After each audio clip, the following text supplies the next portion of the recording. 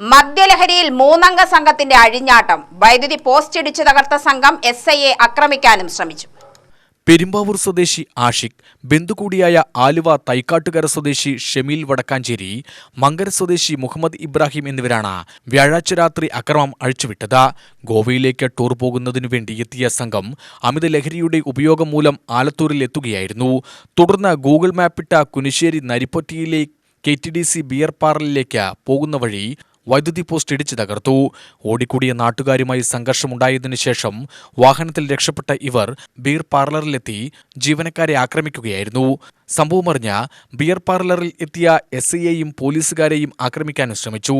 Alathur inspector TN ഉണ്ണികൃഷ്ണന്റെ നേതൃത്വത്തിൽ കൂടുതൽ പോലീസുകാർ എത്തിയാണ് മൂവരെയും സാഹസികമായി കീഴ്പ്പെടുത്തിയത്. തുടർന്ന് വൈദ്യപരിശോധനയ്ക്കായി ആശുപത്രിയിൽ എത്തിച്ചപ്പോഴും അക്രമാസക്തരായ പ്രതികളെ ഏറെ പണിപ്പെട്ടാണ് പോലീസ് കീഴ്പ്പെടുത്തിയത്. പോലീസുകാരെ ആക്രമിച്ചതിനും ബീർ പാർലർ തല്ലിത്തകർത്തതിനും വൈദ്യുതി പോസ്റ്റ് ഇടിച്ചു തകർത്തതിനും 3 പേർക്കുമെതിരെ കേസെടുത്തു. കോടതിയിൽ ഹാജരാക്കിയ പ്രതികളെ റിമാൻഡ് ചെയ്തു.